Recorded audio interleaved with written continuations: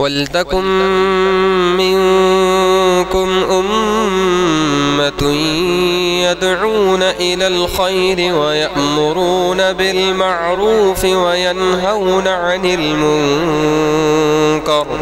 وَأُولَئِكَ هُمُ الْمُفْلِحُونَ.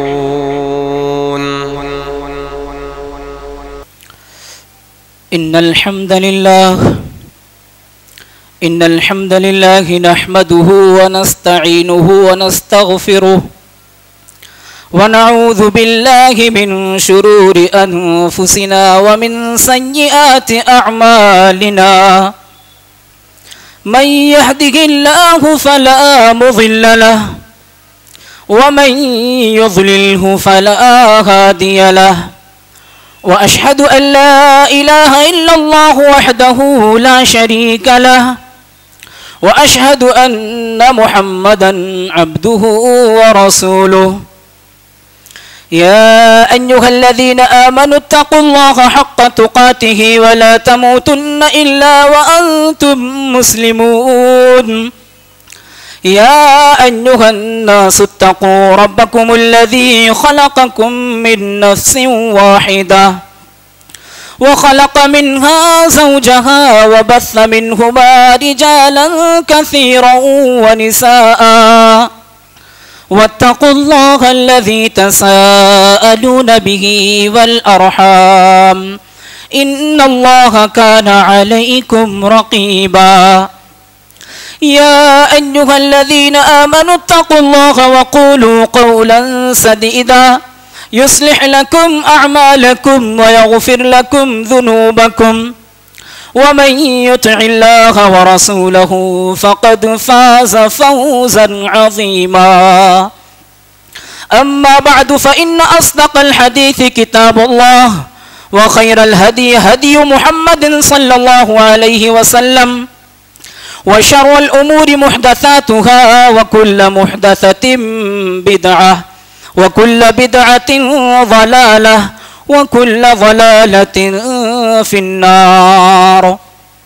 فأعوذ بالله السميع الأليم من الشيطان الرجيم.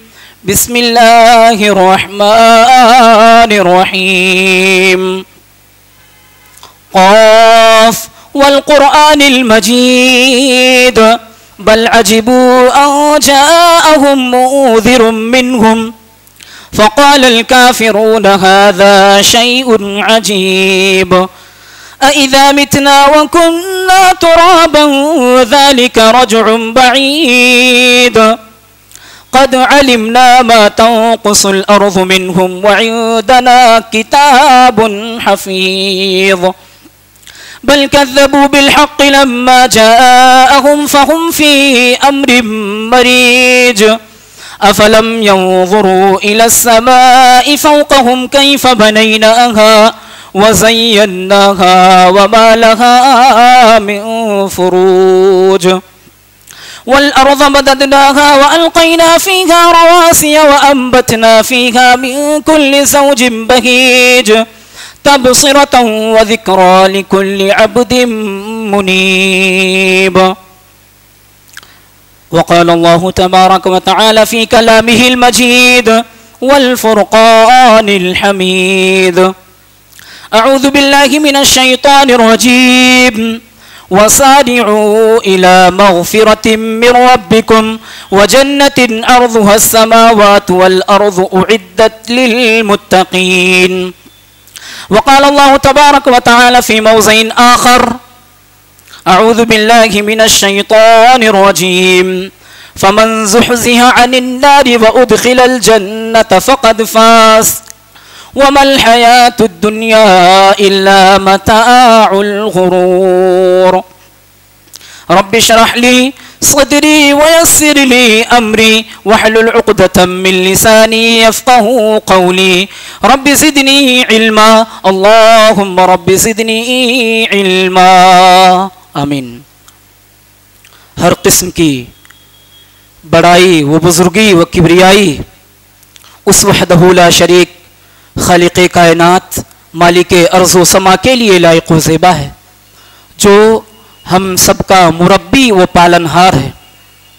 جس نے ہم تمام بنی نوع انسان کو اس دار فانی کے اندر تمام مخلوقات میں سب سے افضل، سب سے اشرف، سب سے بہتر بنایا اور اشرف المخلوقات جیسے لقب سے ملقب کیا.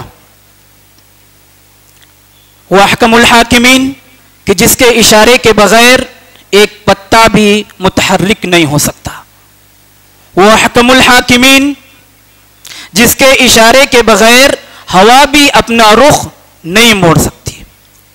اس کی معرفت، اس کا انٹروڈکشن ہمارے لیے بہت ضروری ہے. آج ہم اللہ کی معرفت نہیں رکھتے ہیں. بعدہ درود و سلام کے پھول نچھاور ہوں قیامت کی صبح تک بالعموم تمام نبیوں پر، بالخصوص نبی آخر الزماں تاجدار مدینہ سرور کونین احمد مجتبی محمد مصطفیٰ عربی صلی اللہ علیہ وسلم پر، وہ ذات مقدسہ مبارکہ مطہرہ کہ جنہیں اللہ رب العزت نے اس دار فانی کے اندر رحمت کائنات بنا کر کے بھیجا اور جنہیں سراپا رحمت ہونے کا سرٹیفکیٹ دیا. حاضرین جمعہ، بزرگوں، بھائیوں، عزیز بچوں اور اسلام کی مقدس شہزادیوں،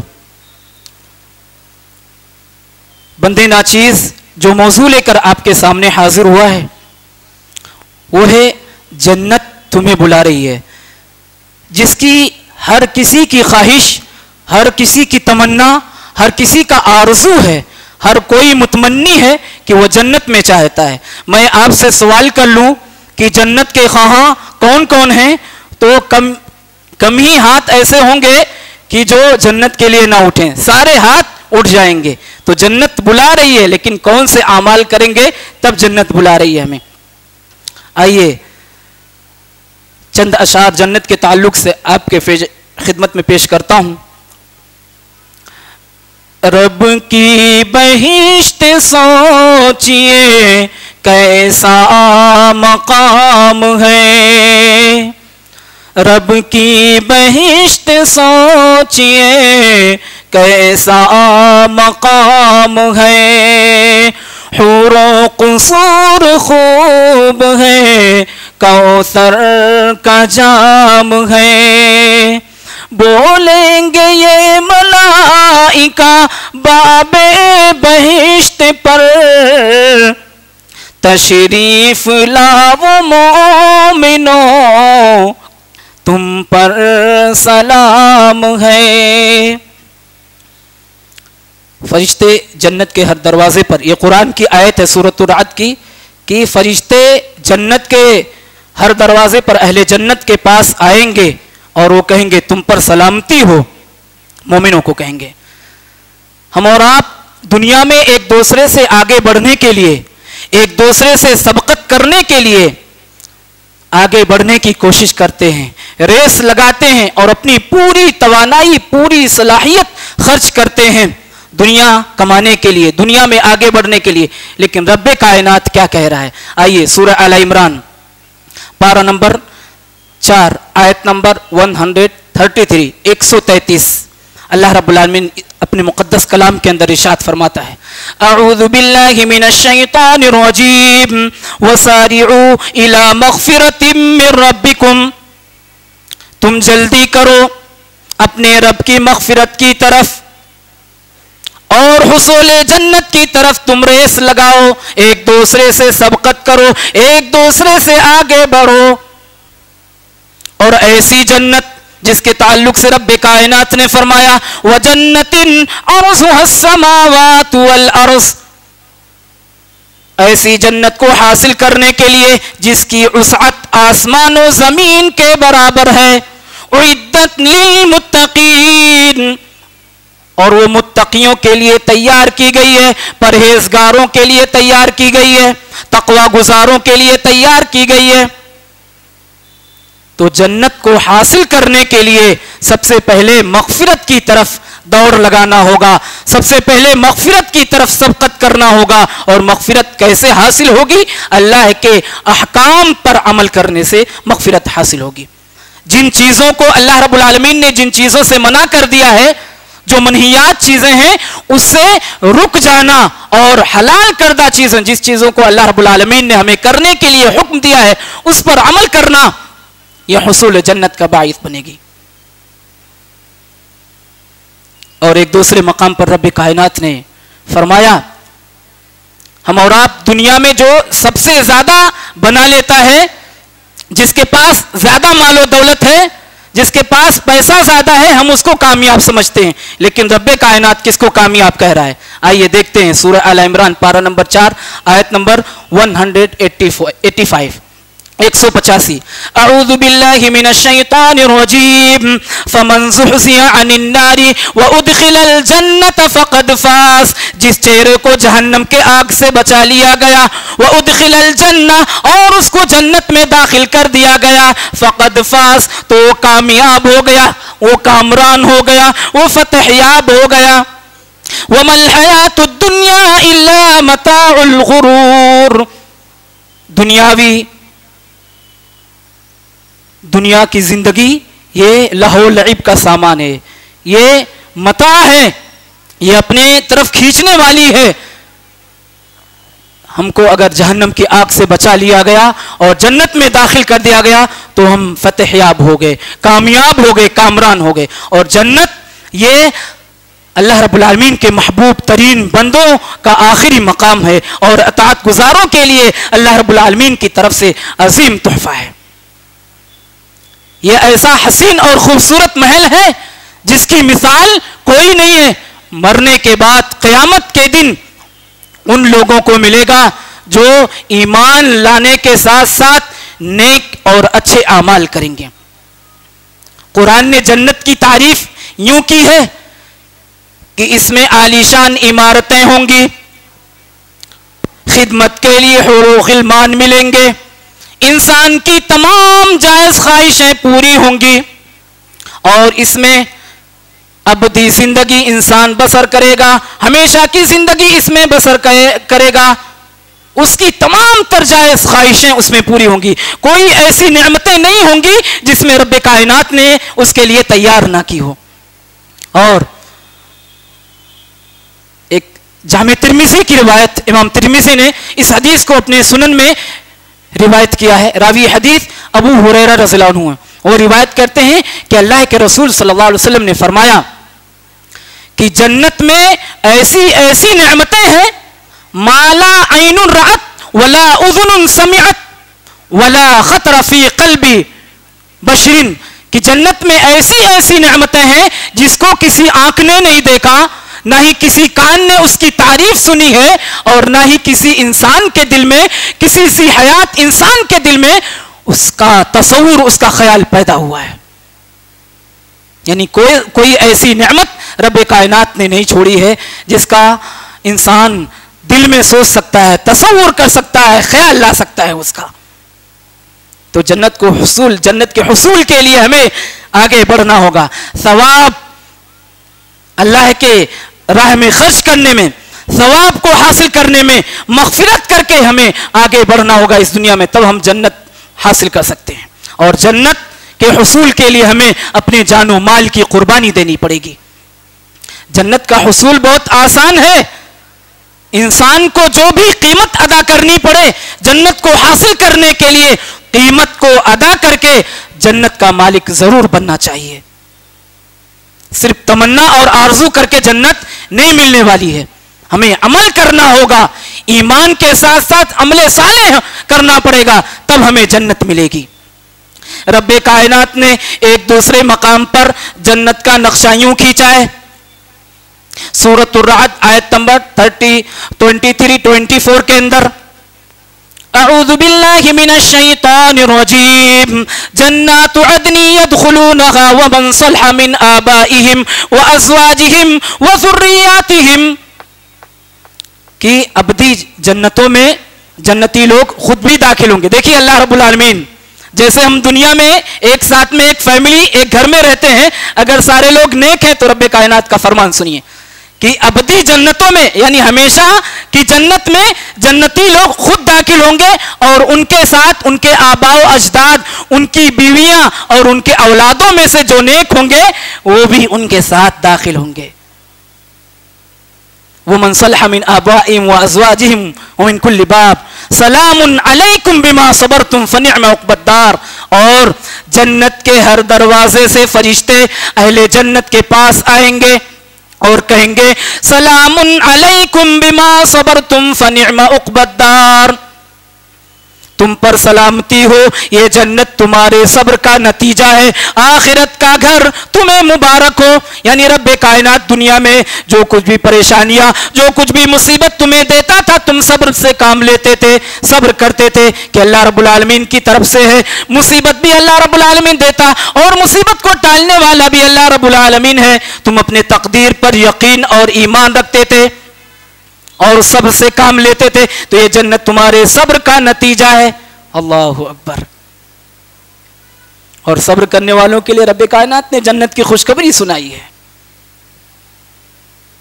سورہ قلم میں اللہ رب العالمین نے جنت کے تعلق سے فرمایا اعوذ باللہ من الشیطان الرجیم ان للمتقین عند ربهم جنات النعیم، کہ بے شک متقیوں کے لیے ان کے رب کے پاس نعمتوں والی جنت ہے، وہ نعمتوں سے مستفیض ہوں گے. کوئی ایسی نعمت نہیں ہوگی جس کا وہ خواہش کرے اور ان کی خواہش پوری نہ ہو. دل میں سوچیں گے میرے عزیزوں، آپ دنیا میں کوئی ڈش، کوئی لذیذ کھانا آپ کو اگر بنانا ہے گھر میں، تو آپ کو بازار اور مارکیٹ جانا ہوگا اور وہ سامان لا کر کے اپنے گھر کے خواتین کو دینا ہوگا، پھر آپ اس کو بنائیں گے، پھر کھائیں گے. لیکن جنت میں آپ اپنے دل میں سوچیں کہ میرا دل یہ چاہتا ہے، رب کائنات اتنا رحیم ہے کہ فوراً حاضر ہو جائے گا. اللہ اکبر. ایسی جنت کہ ابھی دل میں سوچیں کہ مجھے یہ چاہیے، میرا دل یہ چاہتا ہے، میری خواہش یہ ہے، میرا آرزو یہ ہے، فوراً حاضر ہو جائے گا.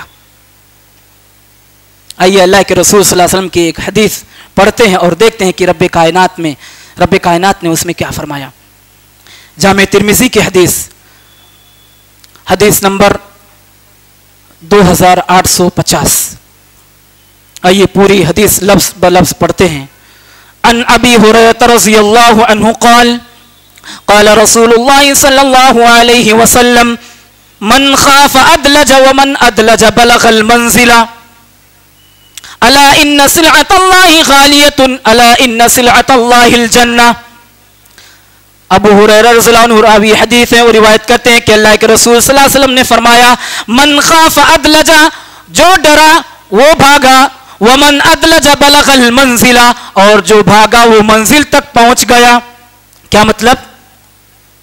جو اولین شب سے یعنی رات کی شروعات سے ہی سفر پر نکل پڑا اور جو رات کے ابتدائی حصے سے ہی اپنے سفر پر نکل پڑا، سفر کا آغاز کر دیا، وہ منزل تک پہنچ گیا. الا ان سلعۃ اللہ غالیۃ الا ان سلعۃ اللہ الجنہ.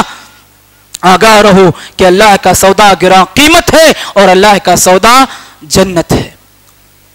اس کی تشریح ہے کہ جو اللہ سے ڈرتا ہے، اللہ سے خوف کھاتا ہے، اسے چاہیے کہ خوب اچھی طرح اللہ کی اطاعت و فرما برداری میں لگ جائے، کیونکہ اللہ کا جو سامان ہے اللہ کے پاس وہ گراں قیمت ہے، بہت قیمتی ہے، اور وہ سامان جنت ہے. اس کو حاصل کرنے کے لیے ہمیں ہر طرح کی محنت کرنی چاہیے، ہر طرح کے نیک اعمال میں سبقت کرنا چاہیے.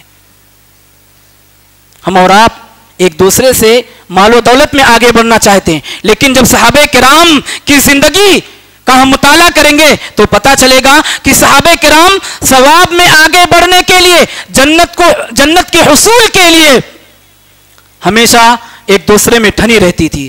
آپ کو معلوم ہوگا کہ ابو بکر صدیق رضی اللہ عنہ اور حضرت عمر بن خطاب رضی اللہ عنہ جلیل القدر صحابی رسول ہیں، ان میں ہمیشہ ٹھنی رہتی تھی کہ نبی کی قربت اختیار کرنے میں آج ہم ایک دوسرے سے آگے بڑھ جائیں گے، ثواب میں بھی اللہ کی قربت بھی اختیار کر لیں گے اور نبی کی قربت بھی اختیار کر لیں گے. ایک مرتبہ حضرت عمر رضی اللہ تعالیٰ عنہ اپنے گھر کا ایک تہائی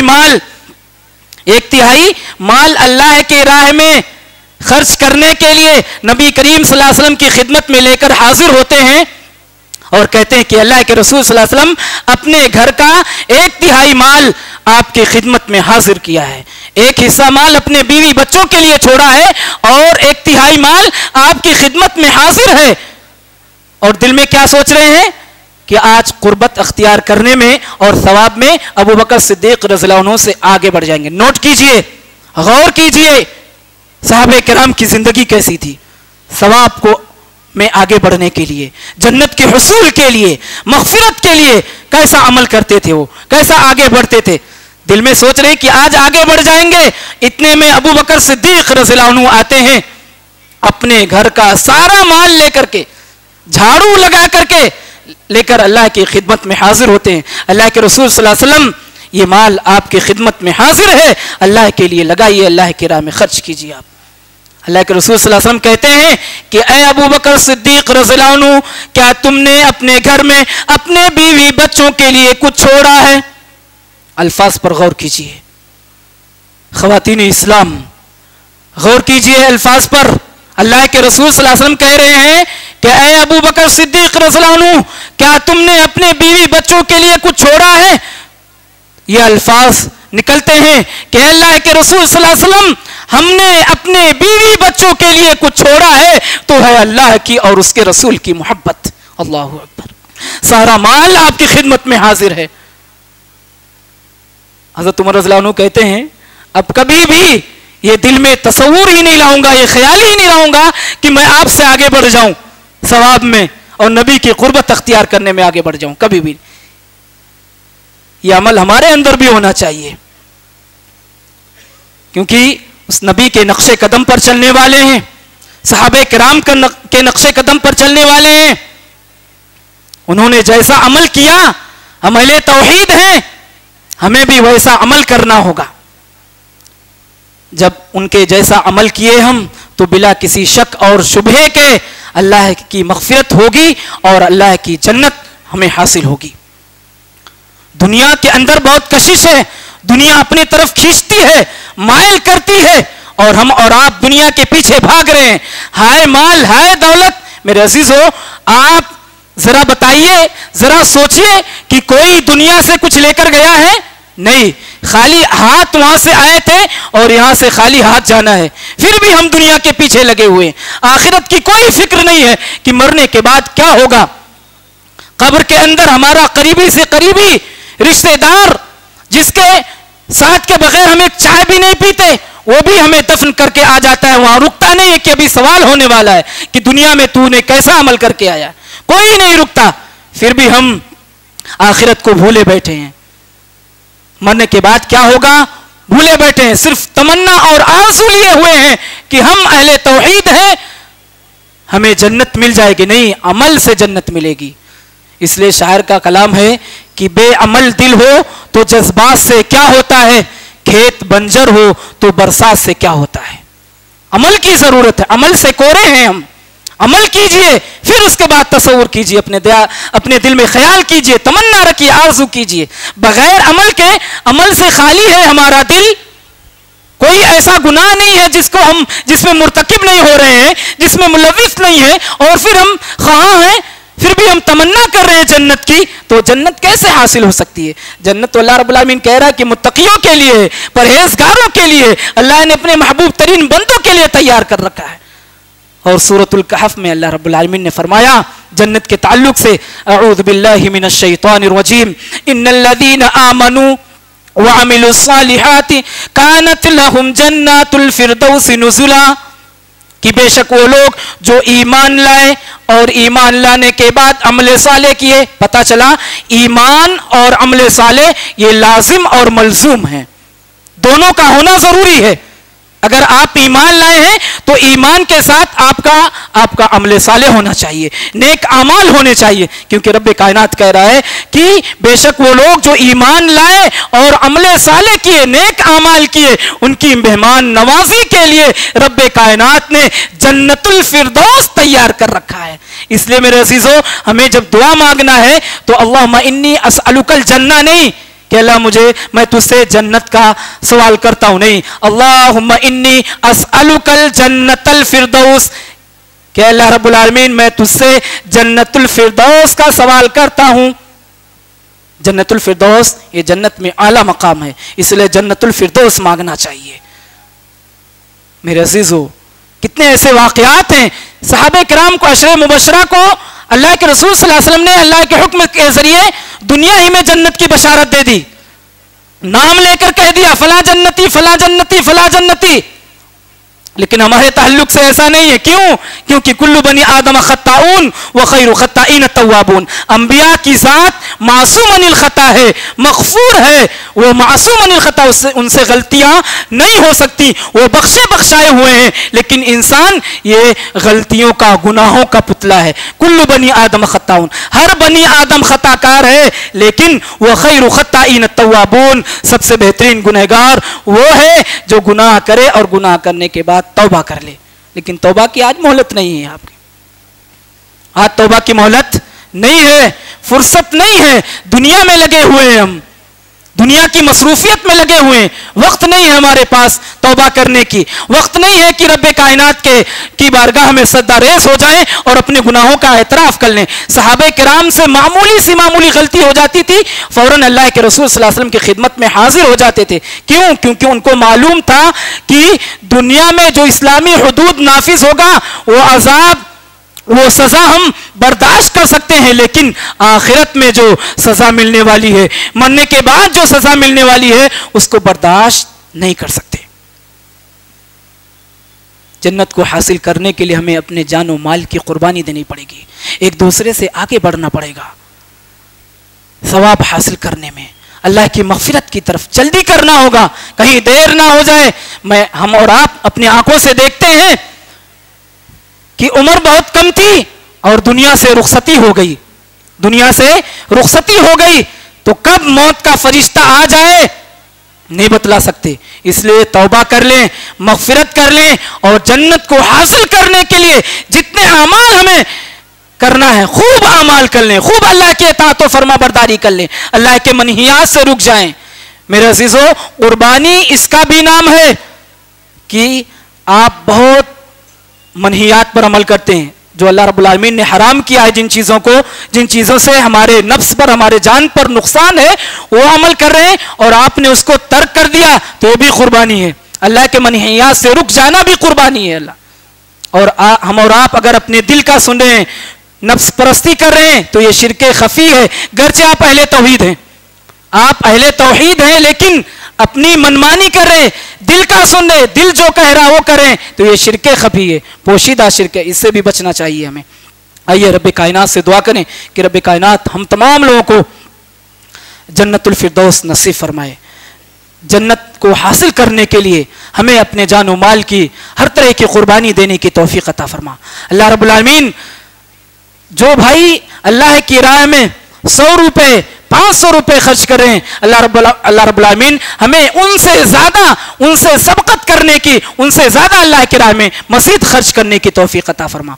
अल्लाह रब्बुल आलमीन, क्योंकि तेरा दिया हुआ माल है, हमारा कुछ भी नहीं है, हमारी तो सिर्फ सोच है कि हम अपनी सलाहियत से कमा रहे हैं, अपने इल्म से कमा रहे, नहीं, रब्बे कायनात दे रहा है हमें, हमारा कुछ भी नहीं है, सब कुछ उसी का है, वो कब दे दे और कब छीन ले नहीं बता सकते हम। इसलिए अल्लाह के दिए हुए माल में से हम अल्लाह की राह में खूब खर्च करें। कोई 10 खर्च कर रहा है तो हम 100 खर्च करें। सहाबे किराम का मामूल यही हुआ करता था। अल्लाह रब्बुल आमीन हमें मज़ीद अल्लाह की राह में खर्च करने की तौफीक अता फरमा। अल्लाह रब्बुल आमीन दुनिया के जिस किसी भी कोने में हमारा मुसलमान भाई जिस किसी भी परेशानी में मुब्तला है, अल्लाह उनकी परेशानियों को दूर फरमा दे।